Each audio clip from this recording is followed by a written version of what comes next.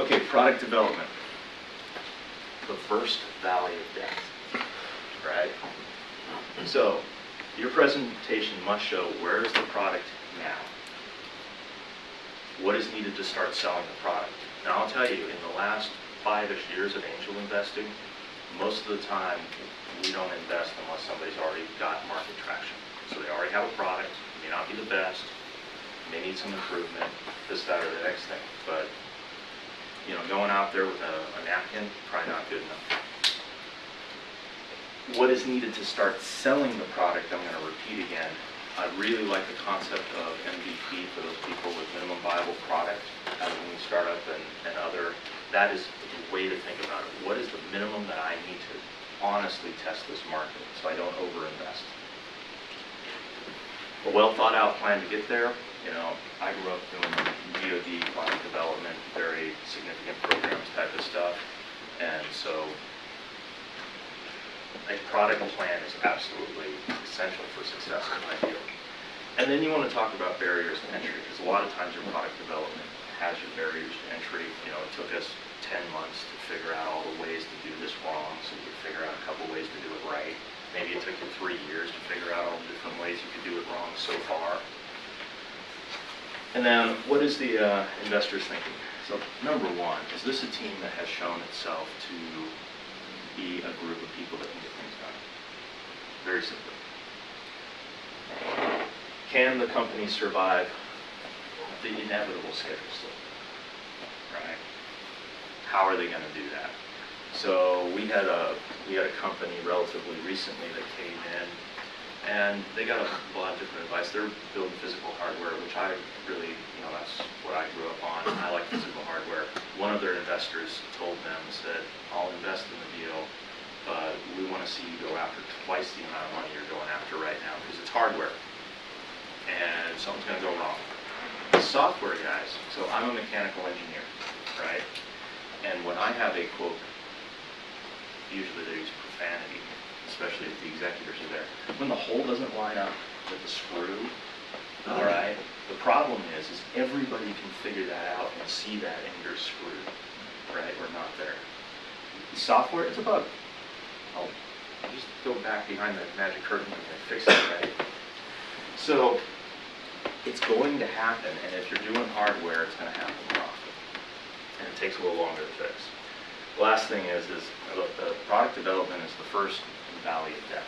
I mean, a lot of companies do not make it to the other side.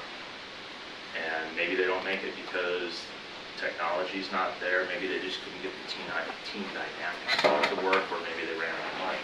There's hundreds of things that can happen. But it's the first valley of death, so you can think about it as things you have to survive. Myself, because of my DoD background, I think in terms of risk and risk retirement. So, you know, we have these following risks that we're concerned about. We retired this risk with this test, whatever that was, this risk with this test. We will retire this risk in this time frame. The other thing that I like, because I'm an engineer, so I promote engineering, I like it when the technical people talk to this, rather than the chief executive, right? I just think it shows better, and again, we're trying to show a team that's working together. You're trying to show a team that's working together. You won't get through the valley of death just with one person.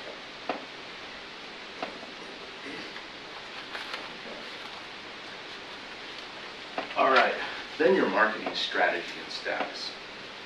Marketing is not sales, they're different. Probably a good idea to have a sales slide, but they're different. Marketing strategy and status. So you got to have a strategy. Right, that seems pretty obvious. So show a summary of it and what's been accomplished. And more so than any other portion, I think, you got to show your lessons learned. You know, we did this test, alpha launch or whatever. We thought these things were going to happen.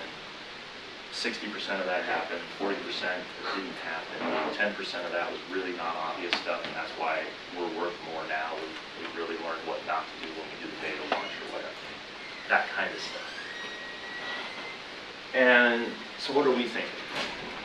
What we're looking at is the marketing strategy capital efficient. If you're looking for angel rounds, by definition, you got to be capital efficient. So how do you make $1 worth more than $1 and better than your competition.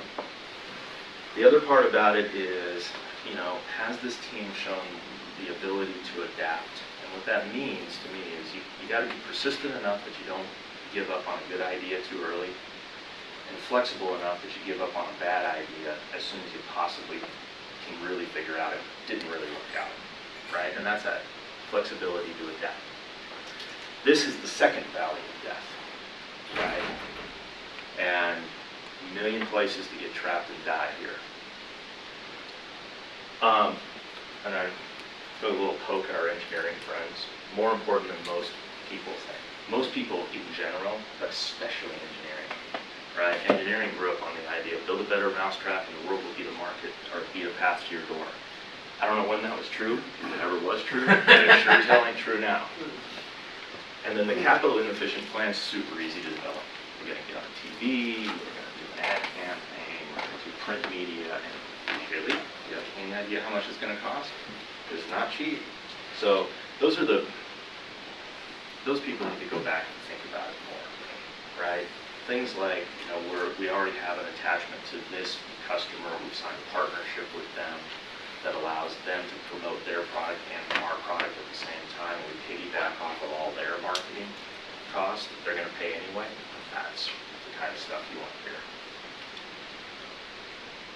All right, I underline, it's not just your team, it's your winning team, right? You need to show that you're a team that can win together. So, you got to go why that is the case. And you got to show that the team can work together. And we often see stellar, awesome resumes just put together, and you look at them and you go, everybody here looks really great, but they're not located in the same area. They don't seem to talk to each other very often. It seems like they all took 5% of the stock, so they'd send their resume in. But the reality is these two people over here are doing all the work. So that's not really working together, right? And so can the team stick together and win? Something's going to go wrong, like every day, right? And so is this a team that can stick together and win? Two perfect people that after 10 times of something going wrong can't work together anymore? Don't matter. What has this team done before? So my current startup is, I've involved one of my previous co-founders because we may not be perfect together, but we've certainly shown that we can go to battle and win together. And that's important to me, right? And then the idea of bet on jockeys, not horses. Everybody's running pivots now, right? So, there's a great write-up on Instagram. Instagram started out as something that was not what it ended up being. And that works. So a good team that can work together, can adapt, and can say, you know what, 75% of our product is not at all acceptable. We're going to take this one little tiny thing, build a business around it. That's that concept. So that'll be discussed too. And then I really think, when I watch all these presentations, the teams where everybody stands out and really works together, that makes your team stand out. I've seen presentations where you have 3 people. The poor CEO is trying to deal with some audiovisual problem, and the other people are slinking back into the corner. It's like, this is not the time to show that when things go wrong, you let your guy, hang out to dry, right? My best example of this was unbelievable. This was one of those really stellar, awesome teams where everybody had a fantastic background. They presented to us and got into a power fight in the middle of their presentation. And they started arguing with each other in front of the in 20 minutes. All they had to do was keep it together for 20 minutes, and they couldn't do it. All right, so that was a super easy decision. So the other part, a lot of people will tell you, what you need to have on your winning team, and I don't think I can do that. And I use the Anna Karenina quote that I've thought a lot about over the years. Happy families are all alike. Every unhappy family is unhappy in its own way.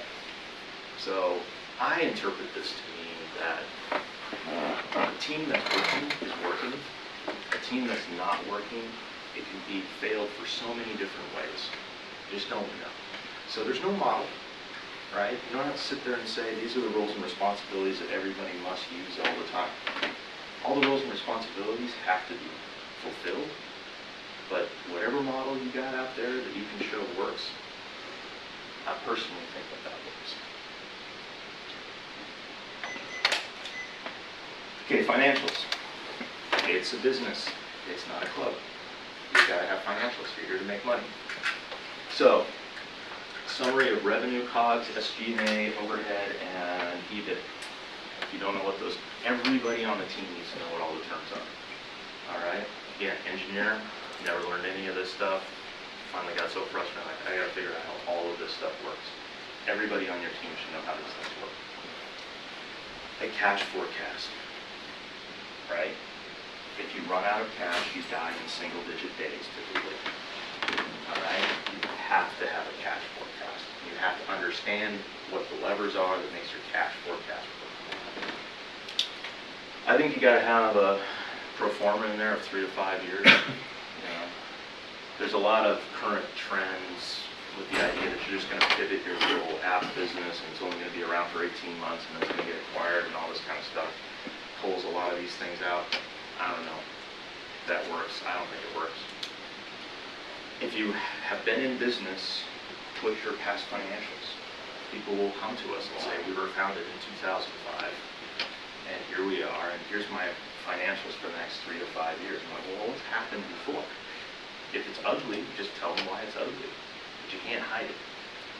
And then cost controls. At the end of the day, if you're better than your competition, you're going to be able to deliver something cheaper. You know, it's either more performance at a slightly higher price, same performance at a lower price, better performance, lower price, all that kind of stuff. But your cost controls of why you can do this better is another example for saying, and here's all that stuff I told you about in the competition, this is one of the things we can do better.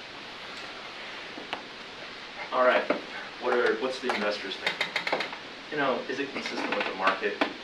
When people go out there and show that they're going to make 60% net margin on a business where everybody else in the marketplace is making 5, it's possible, but it's highly unlikely.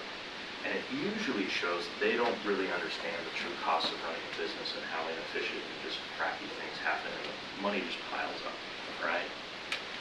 Well, not piles up, money drains. And what you really want to go is, people sit around and talk, is does this team get it about running a business, right? So, my view, there's a, you got to show how you make $1 into 2 or 3 or 5 or whatever, right? That's what people want to invest in. And then there's another weird thing that I see a lot. For whatever reason, there's a mental barrier with a lot of entrepreneurs around $50 million. And I went back and looked at our original business plans for Sonoma Design Group, and they went up to $47 million. And because I think it's because at that time I hadn't run a business anywhere close to that size, and it was like as big as I could possibly imagine. And I see that a lot. The reality is, when we talk about exit, you know, it's $5 million in EBIT, $50 million in revenue before you get to talk to the really serious PE guys. So you really need to get up there. All right, so there's some little mental barrier there. And the other part that I want to talk about is you don't want to win a $15 million market because it's really a bad spot to be in, right? Unless you're super privately held, and then, you know, there's ways to make it work. But from an angel point of view, where you're taking other people's money and you're going to pay them back more money than they invested in you, it's a hard place to be.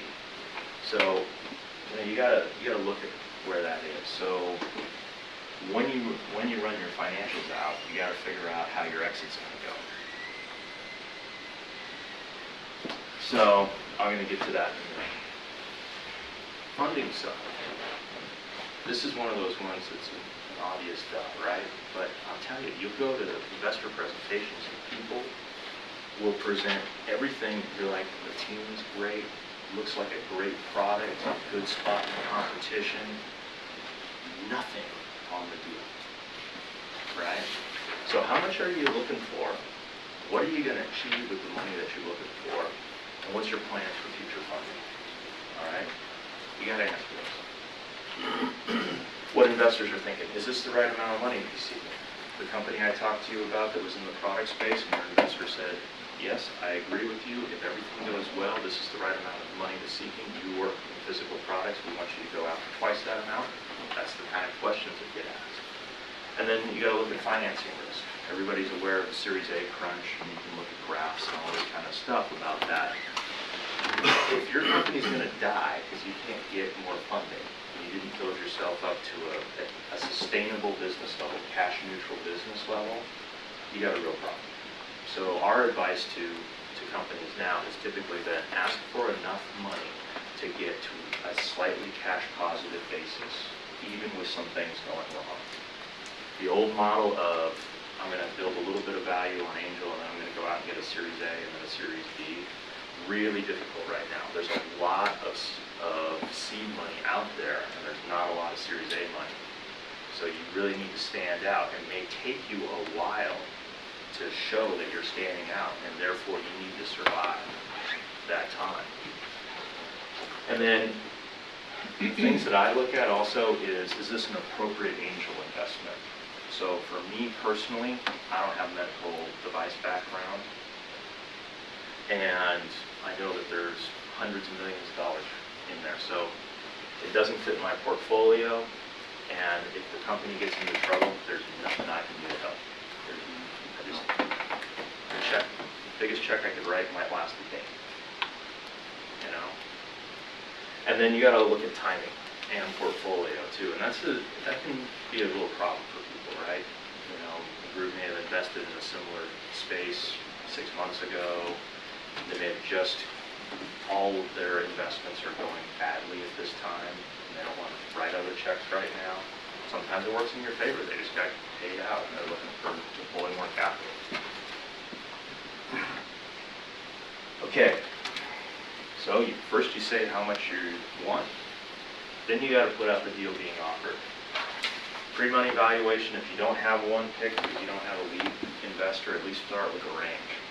Because there are plenty of companies out there that are, you know, they're whatever. Maybe they should be $1 million pre or $2 million pre, but they put up on their slides that they want 10.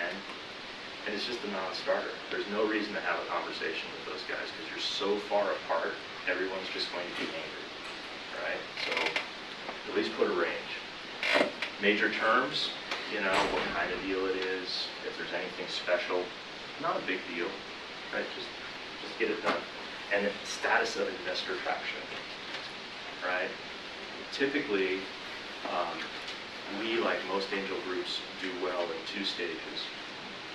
Really no investor traction, we can form the deal and try to make something that works, or it's a top-off round.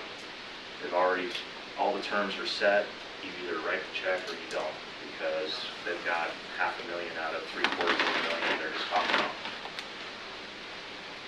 Investors, is it a fair price?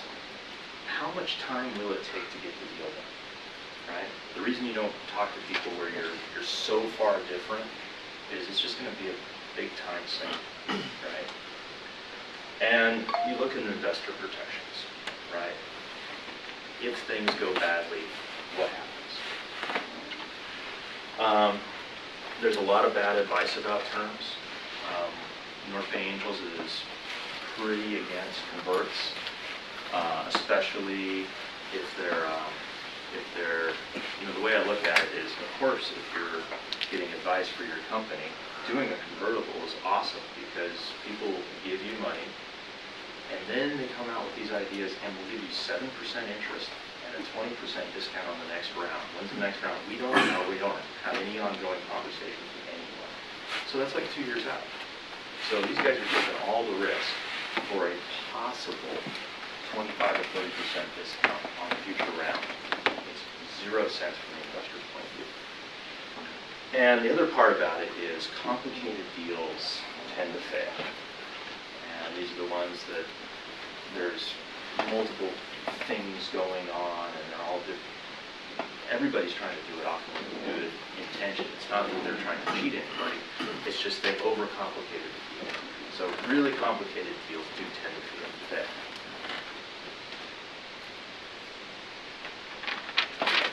Okay, it's an investment, right? So that means you're going to exit, almost assuredly. Very few people are going to IPO, but that's possible.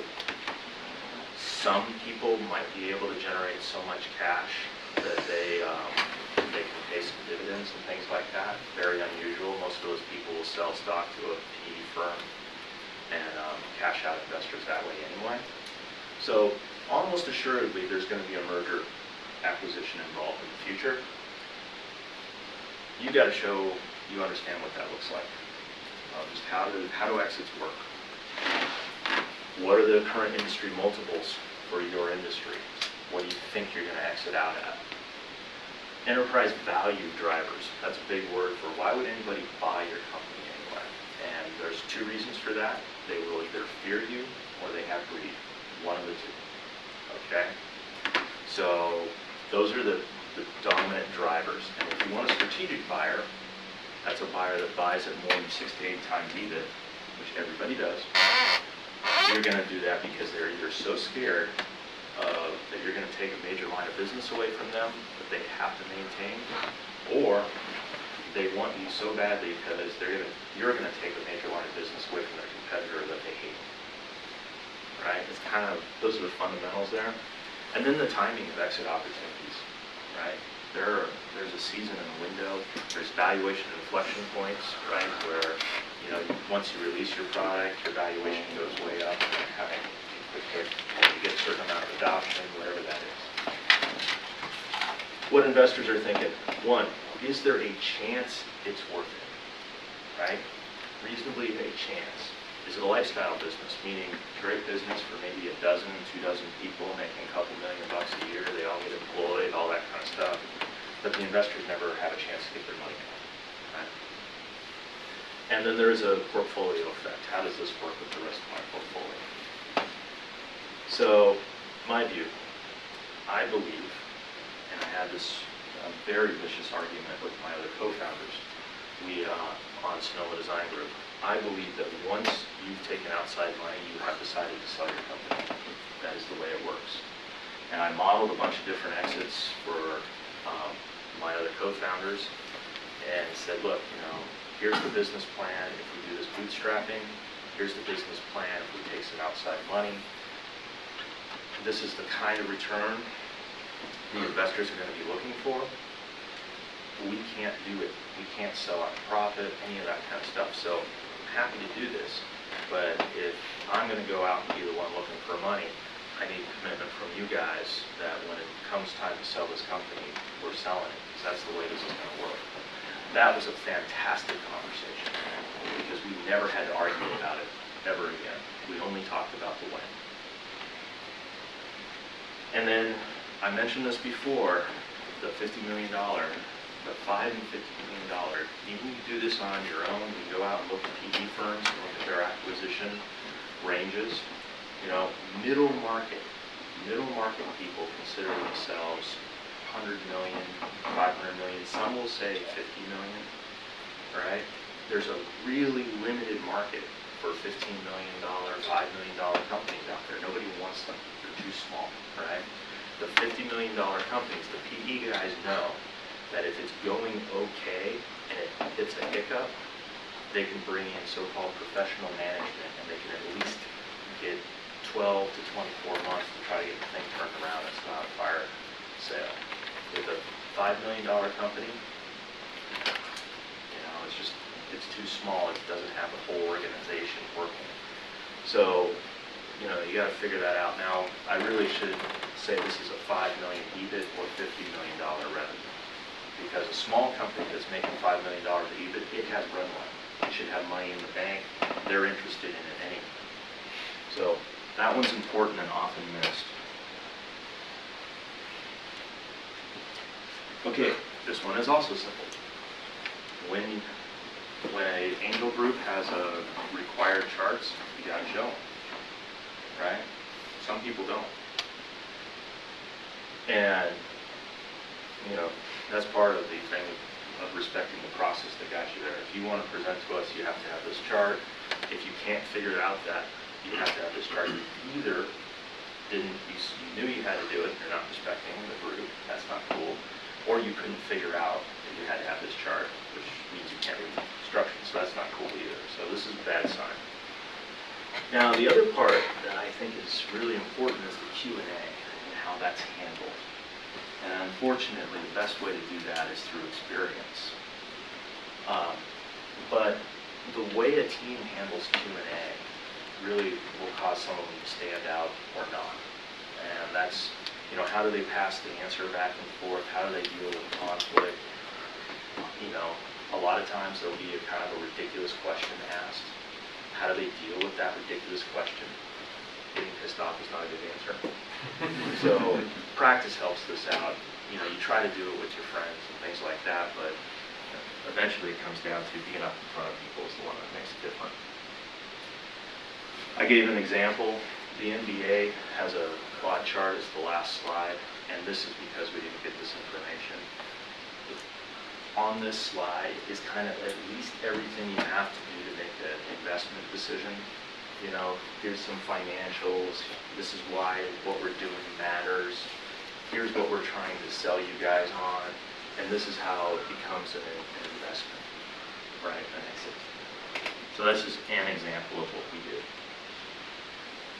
This is the summary. So 10 slides plus whatever's required in your Q&A. Having an overview, which is what is the company and why should I invest? Get their attention right away. The pain and the market fit, the competition, and it's not just this is the landscape. It's this is the landscape, this is how we fit into it and why we're better. Your product development, your marketing strategy and status, your winning team, financials, past financials if you got them, and a pro forma and some other stuff about why this is a great opportunity. Your funding sought, the deal being offered, and don't forget the investor traction. A bunch of investor traction, especially from big name people, that will turn the tide for you, for people like, I don't know if this is really worth it. Potential exit. What exactly do you mean by investor traction? Excellent question. We'll be opening this up to Q&A now. So, investor traction means what investors have said, I am interested in investing. Okay? You don't, sometimes, you know, you don't usually go out and drop a bunch of names. That would be impolite. But when you say, we're doing a $750,000 round, we have, you know, maybe you have some people that you want to say, all of our board members have signed up and they've all written checks for $400,000. We presented to Sacramento Angels and they were soft circled for $200,000. We got a little bit left open. If you're interested, that's an example of investor traction. Another one is we don't have any, right? If you come in and say we need $750,000, we don't have a lead investor, this is our first presentation, we need all the help we can. That's a lot harder. It's a different question, right? So from the other side of the table, you want to say that because from the other side of the table, you know, you're looking at how much time. Might be interested in a deal. However, if I'm going to need to be the lead, I'm going to try to help fill out the round a lot. That's a commitment. That's really a commitment, right? Somebody else that says, you got a week to make a decision because we're going to fill this round out, then it's like, send me the terms. If I like them, we'll write the check. You know, you'll already have your due diligence files ready to go. All that kind of stuff will be ready. So you want to show where you're at with the where process. you're at with the process. Okay. Yeah. Would you want to mention friends and family rounds? Yeah, no, you always want to put in there, you want to show, you know, what you've personally put in, how uncomfortable the next holiday season's going to be if you're unsuccessful. That shows commitment. Okay. I have 30 seconds for more questions. Jay, thanks for the presentation. It was terrific. Can you give us some color around your typical angel investor? How many investments do they hold in their portfolio at one time? For what length of time and what their returns are on an annualized basis? Okay, so returns are never high enough.